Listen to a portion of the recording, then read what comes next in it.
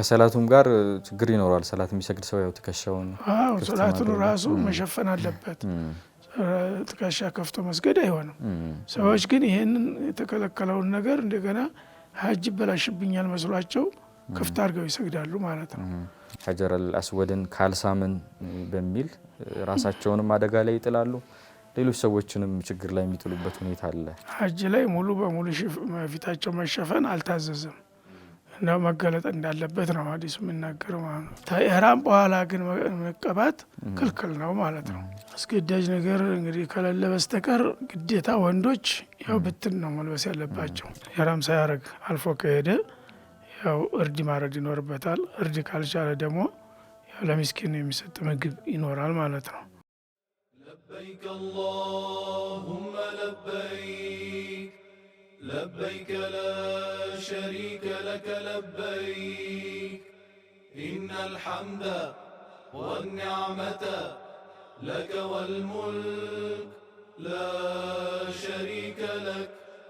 بسم الله الرحمن الرحيم الحمد لله رب العالمين وصلى الله وسلم وبارك على عبده ورسوله محمد وعلى آله وصحبه أجمعين أما بعد السلام عليكم ورحمة الله وبركاته. ود ተመልካቾቻችን ሐጅን ለመገንዘብ ወይም ለመረዳት በሚል ከሐጅ ጋር ተያያዥነት ያላቸውን በተደጋጋሚ የሚጠየቁ ጥያቄዎችን እያነሳን እንገኛለን። ለነዚህም ጥያቄዎችም ሼኻችን ሼኽ ሰዒድ አህመድ ሙስጠፋ ሐፊዘሁላሁ ተዓላ ሰፋ ያለ ማብራሪያ እየሰጡበት ይገኛሉ። እነዚህን ጥያቄዎች በዚህኛውም ክፍል የምንቀጥል ይሆናል። ያው ስርዓቱ ተያያዥነት ያለው አንዱ ውስጥ የሚገባ የሚገለጽ ስለሆነ አንዳንድ ጥያቄዎች የሚነሱበት ሁኔታ ሊኖር ይችላል። በድጋሚ መብራራት ያለባቸው መወሳት ያለባቸው ነገሮች ስለሚኖሩ እነርሱን የምናይ ይሆናል። በዚህኛው ክፍል ላይ በኢህራም የተከለከሉ ነገሮችን በተወሰነ መልኩ መሕዙራቶቹን ከሚፈቀዱት ነገሮች ጋር ለማየት ችለናል።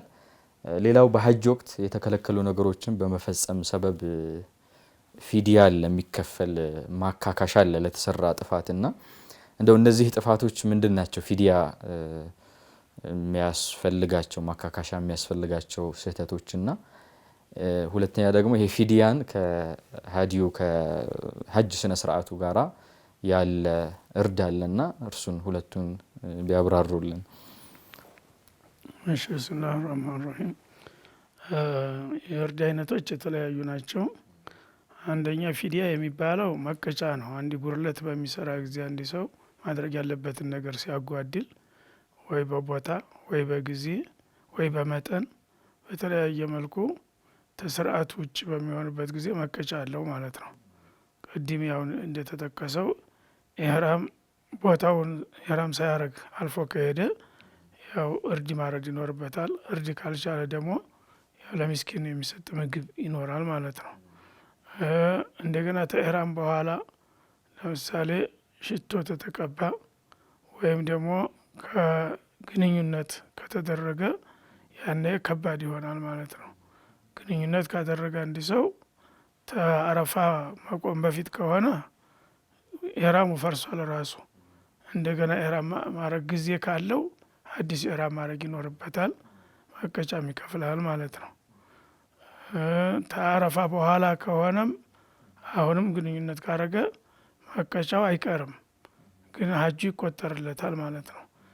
እና አረፋ ላይ የሚደረገው አረፋ ጋር የሚደረገው ወይም ደግሞ ከዛ በፊት የሚደረገው መቀጫው ከባድ ነው። ወይ በሬ ወይ ግመል ነው የሚታረደው ማለት ነው። ሌሎቹ ግን በበግና በፍየል ሊሸፈኑ ይችላሉ ማለት ነው። ከዛ ሌላ ሀዲይ የሚባል ነገር አለ። ሀዲይ የሚባለው መቀጫ ሳይሆን ሹክር ነው። ለምስጋና ጌታን ለማወደስ ለቁርባን ብሎ የሚሰጡ አሉ። አንድ የዒባዳ አካል የሐጅ አካል ነው ማለት ነው። ለምሳሌ ሐጅና ዑምራ ከሆነ ነይቶ የገባው ሐጅና ዑምራ መጀመሪያ እንደደረሰ ዑምራ ያደርጋል። እዛ ይፈታል። ዑምራውን ጨርሶ የዑምራ ስራ ትንሽ ናት፣ ያው በአንድ ቀን ያልቃል ማለት ነው። መጀመሪያ እንደደረሰ ጠዋፍ ያደርጋል። ተጠዋፍ ወዲያ ሶፋና መርዋ 7 ጊዜ ይመላለሳል። ከዛ ራሱን ጠጉሩን ያሳጥራል ወይም ይላጫል። በቃ ይሄ ነው የዑምራ ስራ ማለት ነው። ይሄንን እንግዲህ አድርጎ ይፈታል። 3-4 ቀን ወይም ቀደም ብሎ የገባ ከሆነ ሳምንትም ሊቆይ ተዛም በላይ ሊቆይ ይችላል ማለት ነው። ሀጅ ሲጀመር እንደገና የሀጅ ኢህራም እዛው መካ ይጀምራል ማለት ነው።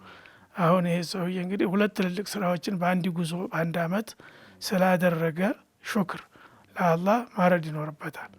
የሚያርደው የቻለ ግመል ማረድ ይችላል። 3-4 ግመልን ቢያርድም የበለጠ ይወደዳል ማለት ነው።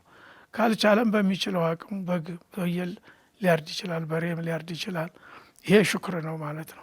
ዋጋውን መክፈል ይችላል። እሱ ይቻላል፣ ችግር የለውም። ቂራን ከሆነም እንደዛው ነው። ቂራን ማለት ሀጅና ዑምራን አጣምሮ በመሀል ሳይፈታ መደዳውን ዝም ብሎ የሚሰራ ማለት ነው። ያም ካደረገ በአንድ አመት 2 ትልልቅ ስራዎች ስለሰራ እሱም ሹክር ያደርጋል የሚችለውን አቅም ማለት ነው። እና እነዚህ ለምስጋና ለቁርባን ተብሎ መቀጫ አይደሉም። ግን የተከለከለን ነገር ሰርቶ ወይም ደግሞ የታዘዘን ነገር አጓሎ የሚሰጥ የሚመጣው መቀጫ ነው። ያኛው ፊዲያ ይባላል ማለት ነው። እነዚህ ሁለቱን መለየት ይኖርብናል ማለት ነው። ጀዛኩሙላሁ ኸይረን። ምናልባት ቀጣይ የምናየው ካለባበስ ጋር በተያያዘ በተለመደ ልብስ ሀጅና ዑምራ መፈጸሙ ፍርዱ ምንድን ነው የሚል አለ። በተወሰነ መቀጫውንም አይተናል። አስገዳጅ ነገር እንግዲህ ከሌለ በስተቀር ግዴታ ወንዶች ያው ብትን ነው መልበስ ያለባቸው። የተሰፋ ጨርቅ ከባንት ጀምሮ ምንም አይፈቀድላቸው። ወላ ካልስ ወላ ምንም ነገር የተሰፋ በሰውነት ዙሪያ የሚሆን ልብስ ለወንድ ልጅ አይፈቀድም ማለት ነው። ሴቶች ከሆነ ችግር የለም፣ የለመዱትን የፈለጉትን መልበስ ይችላሉ። የከለር የእንትን ገደብ የለውም፣ ገደብ የለውም። አይሆን ኒቃብ ምናምን የሚባለው ክልክል ነው። አፍንጫ ላይናቸው ብቻ ትንሽ ቀዳዳ አድርገው በአፍንጫ ላይ እንደዚህ እንትን የሚሆን ነገር አለ። በዛ የሚደረገው ክልክል ነው። ብትን ጨርቅ ነው የሚለብሱት። ልክ በሀገራችን ጉፍታ እንደሚባለው የተንዘራፈፈ ልብስ ይለብሱና እስከ አፍንጫቸው ድረስ እንደዚህ ያወርዱታል። ወንዶች ፊት ለፊት በሚሆኑ ጊዜ ዝቅ ያደርጉታል፣ በሚያልፉ ጊዜ ደግሞ ወደ ላይ ከፍ ያደርጉታል። ፊታቸው መሸፈን አይፈልግም ሀጅ ላይ ግን የግድ ያው አጅነቢ ፊት ለፊት በሚሆንበት ጊዜ አጅነቢ ፊት ለፊት ካለ ወደ ታይ ዝቅ ያደርጉታል ማለት ነው። ከሌለ ግን ፊታቸው ውስጥ ግንባራቸው መታየት አለበት ሀጅ ላይ ዑምራ ላይ ለሴቶችም ቢሆን ማለት ነው። ወንዶች ጭራሹን ጧፍ ላይ እንዲያውም ቀኝ እጃቸውን ማውጣት አለባቸው። ራሳቸው መሸፈን የለባቸውም፣ ክልክል ነው። ራሱን ተሸፈነ ራሱ ያስቀጠዋል ማለት ነው። አንድ ክልከላው እሱ ነው። አንዱ የተከለከለው እሱ በኢህራም ወቅት ኢህራም ራሱ መሸፈን። ፀሐይ አንዳንድ ሰዎች የሆነ ነገር ሲበረታባቸው የለበሱትን ማድረግ ነገር አለ። ለዛ ጃንጥላ መያዝ ይፈቀዳል። ግንኙነት መኖር የለበትም ከሰውነቱ ጋር ማይነካካ ኸይማ ድንኳን ውስጥ ቢገባ ችግር የለውም። ግን ሰውነት ጋር ተያይዞ የሚለበስ መጎናጸፊያ አይፈቀድም ማለት ነው። ያን ካደረገ አሁንም ያመቀጫ ይመጣል ነው። ጀዛኩሙላሁ ኸይራን። ሌላው ከኢህራም በፊት ሽቶ መቀባት ጋር አንድ ሰው ንያን ከማድረጉና ተልቢያ ከማድረጉ በፊት በልብስ ላይ በተወሰነ መልኩ አንስተነዋልና ሽቶ መቀባት ብዙ ጊዜ ያነሳሉ ሰዎች። ይህ ሙስተሀብ ነው እኮ ሽቶ መቀባት። ያው ሰው ጠረኑ እንትን እንዳይል ሰውነቱን እንትን እንዲጠብቀው እንጂ ግዴ የሀጅ ስራ አካል አይደለም። ራሱ ሱና ነው፣ ሱና ሙስተሀብ ነው። ቢያደርግ ጥሩ ነው፣ ባያደርግም የሚያስጠይቅ ነገር አይደለም። ከኢህራም በኋላ ግን መቀባት ክልክል ነው ማለት ነው። ጀዛኩሙላሁ ኸይረን። አንዳንድ ሰዎች በጣም ስለሚሰጉ ነው በተለይ ከሀጅ በፊት ልብሱን ማስነካት ይፈራሉ። ሁለቱን ይለዩታል፣ ሰውነታቸውንና ልብሳቸውን ማለት ነው። ልብስ መነካት የለበትም የሚል አይነት አቋም ስላለ ሚሉ አሉ። ያን ያህል ችግር አይደለም እሱ። ጀዛኩሙላሁ ኸይረን። ምናልባት ከዚሁ ጋር ወደ አምስተኛው ከመሄዳችን በፊት አንዳንድ ሰዎች ያው ጠዋፍ ላይ ወንዶች እጃቸውን የሚያወጡበት ሁኔታ አለና በተመሳሳይ ሰዓት ሰላት ስም ሲሰግዱ እንደዛው ሆነው የሚሰግዱበት ሁኔታ አለ። ይሄ ትልቅ ችግር ነው። በመዛሂቦችም ችግር አለ እዚህ ላይ ማለት ነው። ሰዎች ጠዋፍ ላይ ነው እጃቸውን አውጡ የተባሉት። ጠዋፍ ላይ በተለይም ጠዋፈል ቁዱም ላይ ነው። ማንኛው ጊዜ ላይ ነው ጠዋፈል ቁዱም ላይ ቀኝ እጁን ማውጣት አለበት ነው። ከዛ በኋላ ልክ ጠዋፉ ሲያልቅ ረካዓተይ ጠዋፍ ለመስገድ ራሱ መሸፈን አለበት ሁለቱም ትከሻ። አንዳንዱ መዝሀብ ግን ጭራሹን ዝም ብሎ ሀጅን እስከሚጨርስ ድረስ መሸፈን የለብህ የሚሉና እዚህ ተገልጦ የማያውቅ ሰውነት ወደ አሁኑ ያጣይ ሲመታው ይታመማሉ። ራሱ አንዳንዶቹ ልክ ጉበት የተቃጠለ ይመስላል ትከሻው ማለት ነው። በዛ ላይ ሀጄ ይበላሽብኛል ብሎ እስከ 3-4 ቀን ዝም ብሎ ይሄን ከልጡ እንትን ይላል። ይሄ ልክ የተቃጠለ ጉበት ይመስላል። ይሄ እንደዚህ ነገር የለም፣ አልታዘዘም። ጧፍ አልቁዱም ላይ ብቻ ነው። ረካዓተይ ጧፍ ስትሰግድ ታስገባዋለህ። ከዛ በኋላ ምንም ነገር የለም እንደዚህ ነገር ማለት ነው። ከሰላቱም ጋር ችግር ይኖራል። ሰላት የሚሰግድ ሰው ያው ትከሻውን ሰላቱን ራሱ መሸፈን አለበት። ትከሻ ከፍቶ መስገድ አይሆንም። ሰዎች ግን ይህንን የተከለከለውን ነገር እንደገና ሀጅ ይበላሽብኛል መስሏቸው ክፍት አድርገው ይሰግዳሉ ማለት ነው። እኔ የታዘዘው ለጧፍ አልቁዱም ብቻ ነው መክፈት። ከዛ ውጭ ያለ መልበስ አለበት። ጀዛኩሙላሁ ኸይረን። ሌላው ያው ከሴት ልጅ ጋር በተያያዘ የተወሰነ ተነሷል። ሴት ልጅ በኢህራም ወቅት ለሀጅና ዑምራ ለሀጅም ዑምራም ላይ ፊቷን መሸፈን ለምሳሌ አገር ቤቷ ላይ ያለች ኒቃብ የምትለብስ ሴት ትሆናለች እና በዛ ወቅት ደግሞ የተለየ ህግ አለው እና ሁለቱን እንዴት ነው ማያያዝ ማካሄድ የሚቻለው? ፊትን መደበቅ ነው። ሀጅ ላይ ሙሉ በሙሉ ፊታቸው መሸፈን አልታዘዘም እና መገለጥ እንዳለበት ነው ሐዲስ የሚናገረው ማለት ነው። ፊታቸው መገለጥ አለበት ሀጅ ላይ ሀጀኛ ካልሆነች በስተቀር ነው የሚለው ራሱ። ስለዚህ እዛም ላይ ግን ሁለቱን ለማጣጣም ለአጅነቢ መጋለጥ የለባትም የሚለው ጋር እንዳይጋጭ ተዳኹል በሚሆንበት ጊዜ መዋጃሃ ፊት ለፊት በቀጥታ ወንዶች ጋር በሚተያይበት ሀለት ላይ ታውርደው ላይ በሶላት ጊዜ ለምሳሌ ሶላት ስትሰግድ ፊቷ መከናነብ የለባትም ማለት ሀጅም እንደዛው ፊቷ መከናነብ የለባትም ሀጅ ስራ ላይ እያለች ኢላ አንዩዋጅሃ ሪጃል አጅነቢ ባዕድ ወንዶች በሚመጡባት ጊዜ ግን ፊት ለፊቷ ያኔ በተቻለ ያሉትንም ትቀንስ ወደ ዝቅት አድርገው ማለት ታሽታት እነሱ በሚያልፉ ጊዜ ደግሞ ወንድ በሌለበት ቦታ ላይ በመገኘት ከፍታ አድርገው እስከ ግንባሯ ድረስ የሚለው ነው ማለት ነው። ፊቷ ጋር መገናኘት የለበትም እንደ ኒቃቡ ከሽፋኑ አንጻር ችግር የለውም። የሽፋኑ ጨርቅ ተራ ጨርቅ ስለሆነ ሰውነቷን ቢነካም ምንም ችግር የለውም። ጀዛኩሙላሁ ኸይረን። ምናልባት ከዚሁ ጋር ስለ ጠዋፍ አንስታችሁ ነበር። ያው ጠዋፍ አልቁዱም ጠዋፍ አልኢፋዳም ይኖራልና ሰዎች በተደጋጋሚ ከዛም ውጪ ያው መስጂድ በገቡ ቁጥር ጠዋፍ የሚያደርጉበት ሁኔታ ይኖራል። በቀጣይ ክፍል ከመግባታችን በፊት ማለት ነውና አንዳንድ ጠዋፍ ላይ የሚታዩ ክፍተቶች አሉ፣ ስህተቶች አሉ። ለምሳሌ አንዳንድ ሰዎች ጠዋፍ የሚጀመርበትን ቦታ አለማወቅ ቁጥሩን ለመቁጠር ማለት ነውና አንዳንድ ደግሞ በቃ ዛህማዎች ላይ አደጋ መጣል ሐጅ የሚሄዱ ሰዎች ሐጀር አልአስወድን ካልሳምን በሚል ራሳቸውንም አደጋ ላይ ይጥላሉ፣ ሌሎች ሰዎችንም ችግር ላይ የሚጥሉበት ሁኔታ አለ። መጀመሪያ የጠዋፉ አይነት መጀመሪያ ያው ሐጅ ብቻ ነይቶ የሚሄድ ሰው ገና እንደደረሰ ጠዋፍ አልቁዱም ይባላል። የመድረሻ ጠዋፍ ነው። ይሄ ልክ እንደ ተህየቱል መስጂድ ይቆጠራል ማለት ነው። እዛ እንደገባ ጠዋፍ ያደርጋል፣ ሐጁን ጀምሮታል ማለት ነው። በዚህ ይሄ አንድ ነው ማለት ነው። ሁለተኛ ዑምራን ተመቶ ከሆነ የነየተው ዑምራን መጀመሪያ ሰርቼ እንደገና ረፍት አረጋለሁ ካለ ዑምራ ሙሉ ይሰራል እንደገባ ማለት ነው።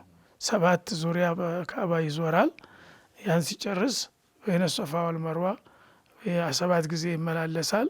ያን ሲጨርስ ወንድ ከሆነ ራሱን 7ቱ ሳዒ ላይ ምናልባት አንዳንድ ሰዎች 14 አድርገው የሚቆጥሩ ተነስቶ ሶፋ ተነስቶ መርዋ ሲሄድ አንድ አግዳሚያ አንድ ብሎ ነው የሚቆጠረው። ሲመለስ ደግሞ 2 ተብሎ ነው የሚቆጠረው። አንዳንዶቹ ዙሪያ ሲሞላ ነው አንድ ብሎ የሚቆጠሩት። ያ ስህተት ነው። 14 ነው የሚሆነው በዛ ጊዜ ማለት ነው። ተመርዋ ሶፋ አንድ ነው፣ ታሶፋ መርዋ 2 እያለ ነው የሚቆጥረው ማለት ነው። በዛ መልክ 7 ይጨርሳል። ወንድ ከሆነ ራሱን ይላጫል። አሁን ዑምራ እየጨረሰ ስለሆነ ማለት ነው። ወይም ያሳጥራል። ሴቶች ከሆነ ያው መላጨት የለባቸውም፣ ጌጣቸው ስለሆነ ማሳጠር ብቻ ነው። ተጫፏ የተወሰነች ብቻ ቁንበጥ ታረገች፣ በቃ በዚህ ያልቃል የዑምራ ስራ ማለት ነው። ሐጅ እና ዑምራ ከሆነ ግን ቂራን ይሉታል። ተቆራይቶ ከሆነ በመሀል መፈታት የለም። እንደገባ ጠዋፍ ያደርጋል። ጠዋፉ ምንድን ነው የሚሆነው? የዑምራ ጠዋፍ የቁዱም የነበረው የዑምራ ጠዋፍ ይሆናል ማለት ነው።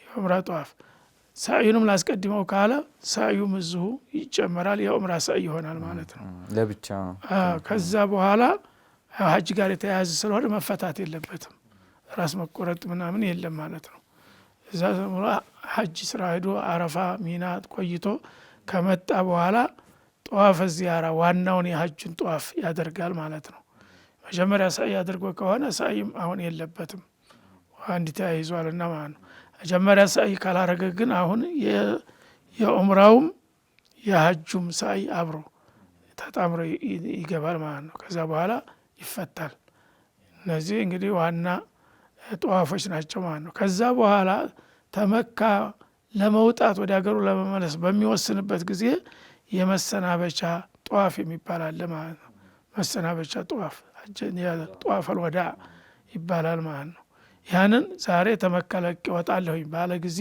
በፈለገው ቀን ያንን ጧፍ አድርጎ ይወጣል ማለት ነው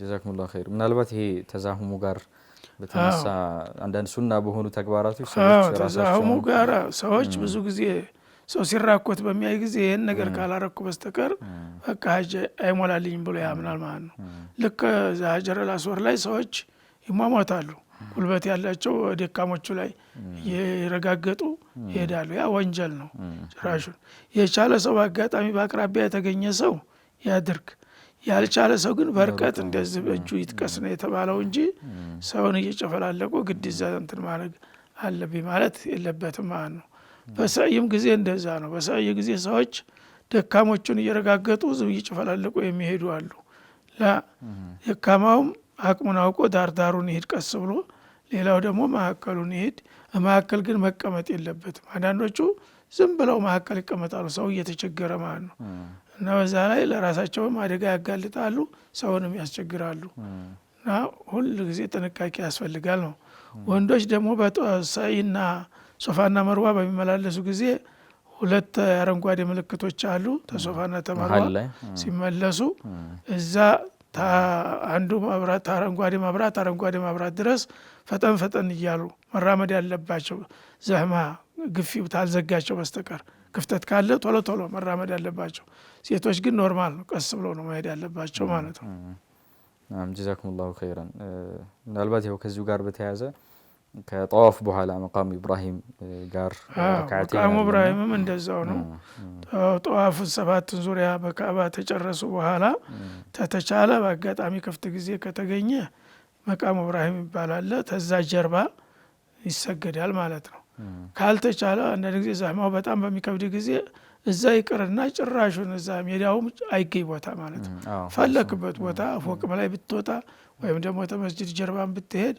ፈለክበት ቦታ ሐራም እስከሆንክ ድረስ መስገድ ትችላለህ ማለት ነው ግፊ ከሌለ ከተመቸ በመቃሙ ኢብራሂም ትክክል ከጀርባ ብትርቅም ችግር የለም ማለት ነው ግፊ ካለ ግን ፈለከው ቦታ መስገድ ትችላለህ ችግር የለውም ጀዛኩሙላሁ ኸይራን ብዙ ጊዜ አሁን ሊከሰት ይችላልና አንዳንዴ ያው ውዱ አድርገው ጠዋፍ በሚያደርጉበት ሰዓት መሀል ላይ ውዱ የመጥፋት ሁኔታ ይኖራልና እንደዚህ አይነት ነገር ሲያጋጥም ምንድነው ማድረግ ያለበት አንድ ሐጅ ዑምራ የሚያደርግ ሰው ዘህማው ብዙ ከመሆኑ አንፃር አሁን ላይ ዘህማው ያው ከባድ ነው በተለይ በሐጅ ይከብዳል ያው ጠዋፍ እንደ ሶላት ነው ብለዋል ነብዩ እና ጠዋፉ ከሶላት ለአንኩም ተተከለሙ ንግግር ብቻ ተፈቅዷል እንጂ በሌላ በሹሩጥ ሶላት አርከነ ሶላት በሙሉ መጠበቅ አለበት ማለት ነው ሶላት እንደምትሰግድ ነው የሚቆጠረው ስለዚህ ሶላት ላይ ውዱ ተፈታ ውዱ ማድረግ ግዴታ ነው አቋርጠህ እዛው በቅርብ ታገኛለህ ለምሳሌ በቃሩራ ምናምን ታገኘህ ዘወር ብለህ እንደ